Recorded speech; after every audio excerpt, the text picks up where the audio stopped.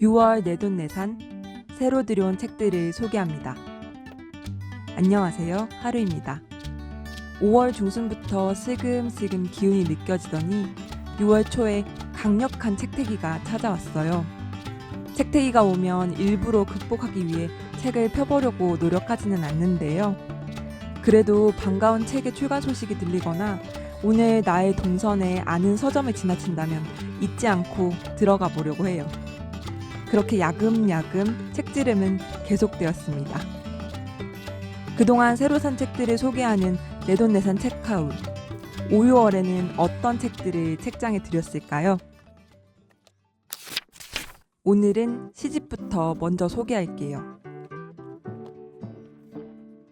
첫 번째 시집은 배수연 시인의 쥐와 굴입니다. 즐겨보는 현대문학 핀 시리즈에서 나온 신간이에요.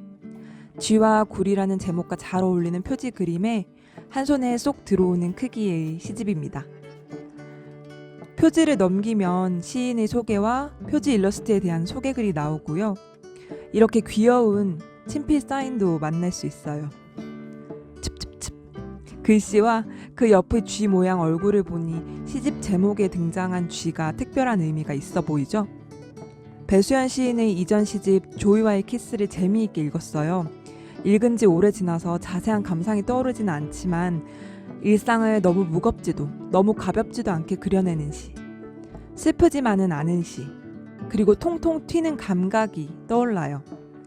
출판사의 책 소개에서 조이라는 이름의 시적자가 돋보이는 시집이라고 소개하면서 이렇게 덧붙여요.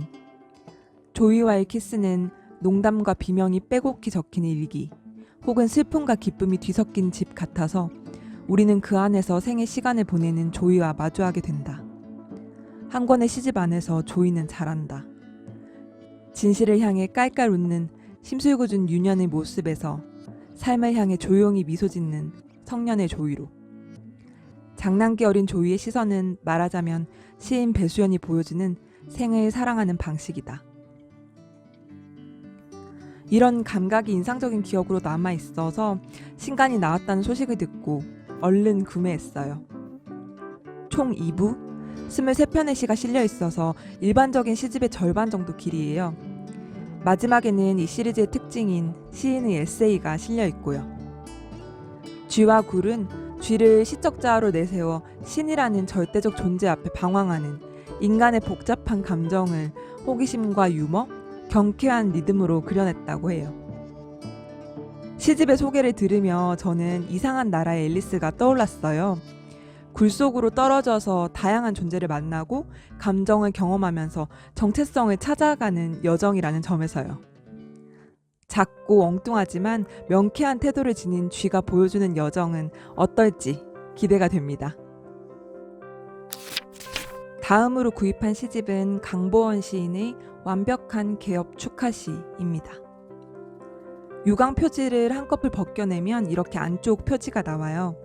다른 출판사와 마찬가지로 미네멀 시 시리즈도 시집별로 테마색이 있는데 완벽한 개업 축하시는 파랑색이네요. 사전 정보가 전혀 없는 상태에서 신간 도서 코너를 구경하다가 책 소개를 읽고 장바구니에 넣었던 책이에요. 이 시집은 강보원 시인의 첫 시집인데 저자는 2016년 세계일보 평론 부분으로 등단했지만 분야를 가리지 않고 평론, 시, 에세이 등을 써왔다고 합니다. 이 부분이 인상적이었어요. 거기다 한 가지 더, 시인의 말에 이렇게 적혀 있어요. 슬프지 않아도 괜찮으면요. 해설의 일부분을 빌려오자면 시가 슬퍼야 한다는 정서적 움직임을 통해 슬픔을 기술하지 않는다. 강보원은 슬픔을 쓸고 정리하고 청소하는 방식으로 슬픔의 전형성에서 벗어난 장면들과 인물, 화자들로 독특한 시를 직조해낸다고 합니다. 슬픔이 소고된 시에서 낯선 슬픔을 발견할 수 있다는 이야기에 꽂혀버렸어요. 인스타그램을 통해서 부정기적으로 시집을 함께 읽는 모임을 이어가고 있는데요. 다양한 분들과 시를 읽으면서 시와 슬픔의 관계에 대해 이야기한 적이 있어요. 어떤 시집이든 슬픔, 어둠, 아픔을 이야기하고 있는 것 같은데 그것이 유행인 건지 아니면 필연적인 건지에 대해 의견을 나누었었거든요. 행복할 때는 일기를 쓰지 않는다 라는 말도 들어보셨나요? 문학과 슬픔, 쓰기와 불행에 대한 관계는 저도 항상 고민하던 부분이라서 슬픔에 소거하는 시가 어떤 것인지 궁금했어요. 5월에는 시집을 한 권도 못 읽었지만 이번 달에는 꼭 읽어보겠습니다.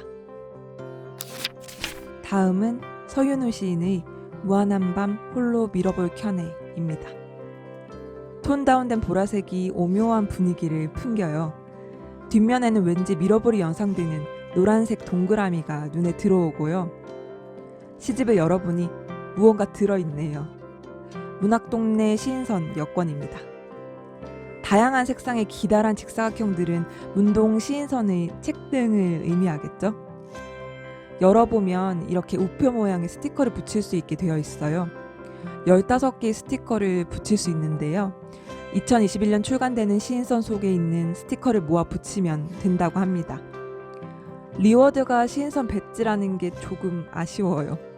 배지는 상징적인 의미가 있지만 따로 수집하는 경우가 아니라면 어느새 눈에 보이지 않는 곳에 보관하고 말게 되더라고요. 그래도 목표를 가지고 책을 읽는 건 장기적인 독서에 굉장히 도움이 되기 때문에 문동 시인선을 자주 읽던 분, 시집 읽기를 꾸준히 하고 싶은 분들에겐 좋은 팁이 될 것 같습니다. 그리고 여기에 붙일 스티커도 들어있네요. 시집을 열면 책날개에 바로 시인의 말이 실려 있어요. 서로가 서로에게 난간이 되어주던 이 벼랑이 참 좋았습니다. 시집의 제목 무한한 밤 홀로 밀어볼 켜네 라는 문장을 보고 저는 외로움과 화려함이 동시에 떠올랐어요. 책 소개를 찾아보니 공교롭게도 다시 슬픔에 대한 이야기를 마주하게 됩니다. 우리에게 슬픔은 곁에 두고 항상 들여다보는 친근하면서도 서러운 감정이다. 슬픔이라는 감정과 우리의 관계를 골똘히 들여다보며 슬픔을 이해하는 법을, 그리고 슬픔으로부터 성숙하게 멀어지는 길을 보여준다. 슬픔의 다양한 양상이 미러볼처럼 회전하며 펼쳐질 때 시집은 슬픔의 빛깔들로 다채롭고 오묘해진다. 그러면서도 슬픔이라는 감정에 잠식되는 것이 아니라 슬픔 바깥으로 나아가 서로에게 손을 내미는 시집이라고 해요. 앞에서 언급되었던 부정기적 시집 읽기 모임에서 이번에 이 시집을 함께 읽기로 했는데요. 슬픔을 이야기하는 다른 시집들도 이어서 읽으면 더 재미있을 것 같아 기대됩니다.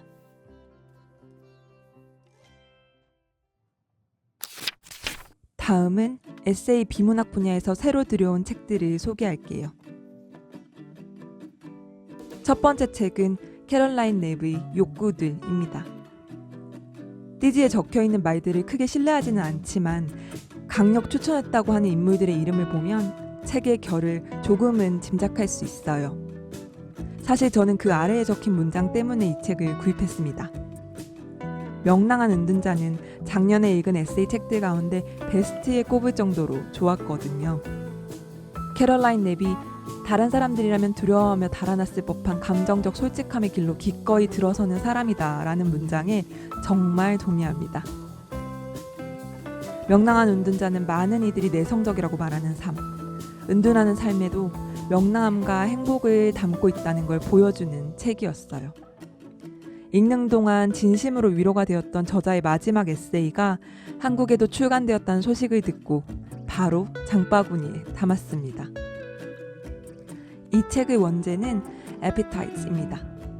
단어 사전에서 찾아보면 식욕과 욕구라는 뜻이 동시에 나오는데요.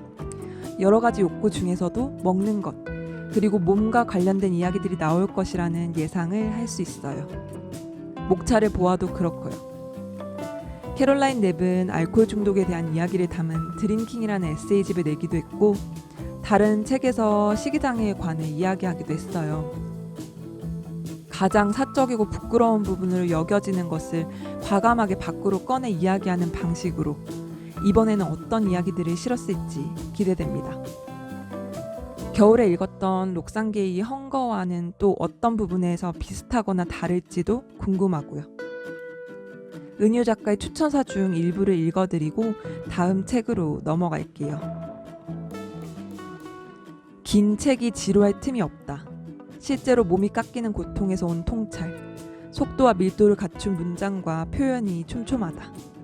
만약 당신이 죽음을 앞두고 내가 좀 더 많은 시간을 다이어트 하는데 보냈더라면, 후회하지 않을 거라면, 몸과 더 느긋한 관계를 맺고 싶다면 지금 읽어야 할 책이다. 식욕을 통제하며 욕구를 단속하는 자기 학대에서 자기 돌봄으로 나아가는 법을 캐럴라인 랩은 자기만의 방에서 길어 올렸다. 다음으로 들여온 책은 버지니아 울프 산문선, 책 읽기를 정말 좋아하는 사람들 아닌가입니다. 가끔 다독하는 비법을 여쭤보는 분들이 계셨는데요. 작은 팁이지만 서점을 자주 방문하는 것을 추천합니다. 왜냐하면 이 책을 제가 그렇게 알게 되었거든요. 집에서 가까운 서점이 어디에 있는지, 자주 이용하는 동선에 동네 책방이나 서점이 있는지 알아두면 좋아요. 오늘 날씨가 좋은데 산책이나 다녀올까? 하면서 산책 겸 서점에 들러도 되고, 약속 시간에 조금 여유가 생겼을 때 잠시 책을 구경하다 보면 전혀 몰랐던 책을 접하고 관심을 갖게 되거든요. 이 책도 우연히 버스를 기다리다 시간이 남아 들어간 책방 매대에서 발견한 책이에요. 버지니아 울프의 산문선이고 제가 읽어보지 않은 글들이 실려 있어서 관심을 가지고 살펴보는데 뒷표지에 이런 글이 실려 있었어요. 누가 책을 읽으면서 최종 목적지를 선택할까요? 그냥 그 자체로 좋아서 계속 추구하는 것이 있지 않나요? 적어도 내게는 이런 꿈이 있어요. 심판의 날이 와서 옆구리에 책을 끼고 다가오는 우리를 보고 신께서 베드로에게 이렇게 말씀하시는 꿈이죠. 보게나, 저들에게는 달리 보상이 필요 없어. 우리가 여기서 줄 수 있는 건 아무것도 없네. 책 읽기를 정말 좋아하는 사람들 아닌가. 어쩔 수 없죠. 주섬주섬 책을 담는 수밖에요. 역근이에 따르면 버지니아 울프의 다채로운 면모를 보여주는 산문과 비평을 엄선했다고 합니다. 다음은 봄날의 책 출판사에서 나온 세계 산문선, 가만히 걷는다입니다. 봄날의 책은 얼마 전 리뷰 영상으로 등장했던 버지니아 울프의 정원을 출간한 출판사인데요. 세계 산문선 시리즈도 이어서 출간하고 있어요. 영미권 작가들, 일본 작가들의 산문을 모은 것에 이어서 이 책은 프랑스 작가 11명의 산문을 모았어요. 제목, 표지, 노란 내지까지 봄에서 여름으로 넘어가는 계절에 잘 어울리는 느낌이 들어요. 책 소개에 따르면 예민한 감각으로 일상에서 발굴해낸 시간 밖에서 영원한 기쁨의 순간들과 그들이 예술을 바라보는 시선이 담겨 있다고 하는데요. 프랑스 문학을 좋아하는 분, 유명한 작가의 사유가 묻어나는 에세이가 궁금한 분들에게 추천합니다. 다음 책은 이소영 작가의 별것 아닌 선의입니다. 착한 척한다고 비난하면 달게 받겠다. 나는 냉소보다는 차라리 위선을 택하려 한다. 이 띠지 문구는 조금 도발적으로 느껴지는 반면 표지는 은은한 그림이 그려져 있어요. 작은 불빛이 새어나오는 등을 들고 어두운 길을 가는 여인과 둥지를 만들기 위해 나뭇가지 하나를 입에 물고 있는 새가 눈에 띄네요. 이 책은 제주대에서 사회교육을 가르치는 저자 이소영 님이 2017년도부터 경향신문을 통해 써내려간 칼럼들을 모아 엮은 것이라고 합니다. 제목처럼 별것 아닌 것 같지만 도움이 되는 이야기들이 담겨 있다는 책 소개를 보고 저는 4월 책카우 영상에서 소개했던 가벼운 책임이 생각났어요.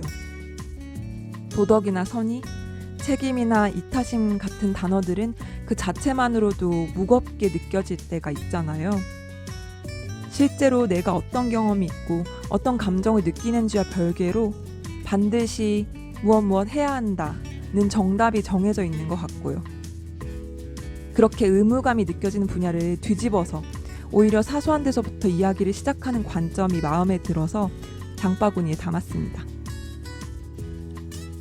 신문에 정기적으로 연재되었던 글을 모은 것이다 보니 한 호흡에 읽지는 않으려고 해요. 칼럼은 단편만으로도 완성도를 갖추었던 글이라서요. 한 번에 이 책에 나오는 여러 인물들과 에피소드들을 읽어 내려가기보다는 몇 편씩 아껴 읽으면 좋을 것 같아요. 서문의 일부를 소개하며 다음으로 넘어갈게요. 선이란 무엇인가 라는 화두를 던지거나 선함의 효용을 설파하기 위해 이 책을 쓴 것은 아니다. 어떤 찰나들을 포착하고 기록하여 사람들과 나누고 싶었다. 정의를 구현하고 세상을 바꾸는데 하등 쓸모를 갖지 못하겠지만 우리가 일상에서 서로의 고통에 귀 기울이고 응답하는 가장 작은 방법이 되어줄 수는 있지 않을까?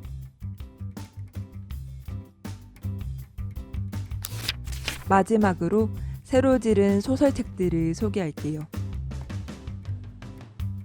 첫 번째 책은 이장옥 작가의 캐럴입니다.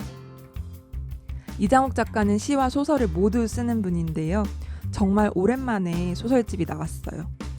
그동안 다른 책을 통해 간간히 접했던 단편들을 기억하고 있고 문학과 지성사에서 나온 소설집 바비의 분위기나 앨리스하고 부르면 같은 책들을 흥미롭게 읽었기 때문에 고민 없이 장바구니에 넣었습니다. 빌딩 사이를 올려다보는 인물의 시선을 보여주는 듯한 표지 그림은 이 표지를 넘기면 곧 다시 나오는데요. 서늘하고 섬뜩한 표현들과 함께 끝날 듯 끝나지 않는 돌림노래를 들려준다는 말이 의미심장하죠? 작가의 말에 따르면 이 책은 2014년 문해지에 발표했던 크리스마스 캐럴이라는 단편 소설에서 시작되었다고 해요. 그 작품을 출발점으로 이어지는 세계를 담아낸 이야기를 이 책으로 엮어냈다고 합니다. 출판사에서 제공한 책 소개에 따르면 총 17장으로 구성된 이 책은 2019년 크리스마스 저녁에 수상한 전화를 받고 두 사람이 만나는 이야기로 시작해서 1999년으로 돌아가 20년의 시차를 뛰어넘는 이야기를 이어간다고 해요. 희미하고 파편적으로 잠복해 있다가 조용히, 때로는 갑작스럽게 우리의 내부로 흘러드는 순간들을 포착하려고 했다는 작가의 말이나 뒷표지에 실린 나는 밤이 알려주는 것들을 이해하려고 노력하지 않는다. 다만 그것들을 느낀다는 문장을 보면 끊김과 흐름이 일정하게 반복되는 이야기가 다분히 몽환적으로 이어지지 않을까 예상되는데요. 그런 스타일의 소설도 좋아해서 기대가 됩니다. 다음으로 지른 책은 니나 라쿠르의 우리가 있던 자리에입니다. 니나 라쿠르는 하루의 책상 채널에서 책장 투어 영상이나 독서노트 영상을 지켜보신 분들에게 익숙한 작가일 것 같아요. 2020년 4월에 출간되었던 우린 괜찮아를 감명 깊게 읽고 책의 표지를 따라 그리기도 했었죠. 가독성도 좋고 인물의 내면을 촘촘하게 그려 몰입도도 높고 상처를 입고 마음을 닫았던 인물이 성장하는 과정이 감동적이었어요. 그래서 1년 만에 신작이 나와서 정말 기뻤습니다. 전작에서는 표지의 주인공이 혼자 그려져 있었던 것과 달리 이번에는 두 사람의 뒷모습이 그려져 있어서 조금은 덜 슬픈 이야기가 아닐까 기대했었는데요. 사랑하는 사람을 잃은 후 찾아온 고통에 관한 솔직한 이야기. 지금까지 읽은 자살 사건 이후 남은 고통과 큰 공허함을 묘사한 것 중 가장 진실된 내용을 담고 있다. 라는 추천글을 보니 사랑하는 사람이 스스로 생을 마감한 후에 남겨진 인물의 이야기를 그린 것 같아요. 굉장히 사실적이고 강렬한 감정과 메시지를 전달한다는 점은 여전하다고 하니 전작을 감동적으로 읽었던 분들은 이번에도 기대를 해도 되지 않을까 싶습니다. 어떤 부분이 비슷하고 다른지 비교하면서 읽어도 좋을 것 같고요. 책 속의 한 문단을 소개하고 다음 책으로 넘어갈게요. 실제 학창시절 친구를 잃었던 저자의 경험에서 탄생한 소설은 기민하고 불안정한 10대들의 마음을 정확히 포착해낸다. 남겨진 아이들 곁엔 혼자가 아니라는 사실을 알려줄 누군가의 존재가 필요하고 우리에겐 그들에게 어떤 어른이 되어줄 것인가에 대한 고민이 여전한 숙제로 남는다. 이처럼 우리가 있던 자리에는 10대 독자들에겐 공감을, 성인 독자들에겐 우리 사회가 마주해야 할 문제에 대해 다시 한번 생각해 볼 수 있는 기회를 제공할 것이다.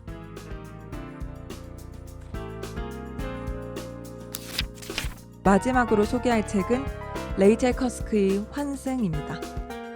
조금 전에 소개한 니나 라쿠르처럼 레이첼 커스크도 전작인 윤곽을 읽고서 다음 작품이 나왔다는 소식을 듣고 구입한 책이에요.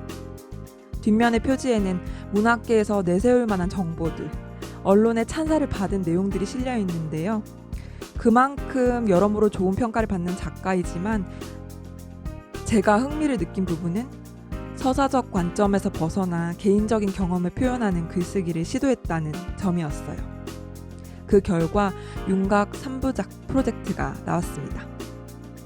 전작인 윤곽을 읽었을 때 실제 자신의 이야기에서 출발한 서사적 흐름이 무의미한 이야기의 조각들이 기워진 퀼트 작품 같다는 느낌을 받았어요. 제목처럼 저자가 전달하고자 하는 메시지의 희미한 윤곽을 파악하기 위해 다양한 인물들의 파편적인 이야기를 추측하며 읽어나가야 했는데요. 이번에는 환승이라는 제목처럼 과감한 움직임을 발견할 수 있을지 궁금해요. 커다란 중심 사건 없이 잔잔하게 이어지는 개인적인 서사가 모여 깊은 사유를 전달하는 작품을 좋아하는 분에게 추천합니다. 와! 6월 책하울 대장정이 드디어 끝났습니다. 이번에도 시집, 에세이, 소설 분야에서 지극히 개인적인 취향이 듬뿍 들어간 책들을 책장에 새로 들였어요. 재미있게 보셨나요? 책들을 소개하면서 좋은 인상을 남긴 작가와 출판사의 신간, 관심을 가지고 있는 주제를 다룬 책에 주로 손이 간다는 것을 다시 한번 실감했어요. 다른 분들은 어떤 책을 읽고 계신지 궁금하네요. 지금 읽고 있는 책이 있으신가요? 이번 달에는 어떤 책을 읽을 계획이신가요? 댓글에 독서 근황을 나눠주세요. 끝까지 시청해주셔서 감사합니다. 그럼 다음 영상에서 만나요.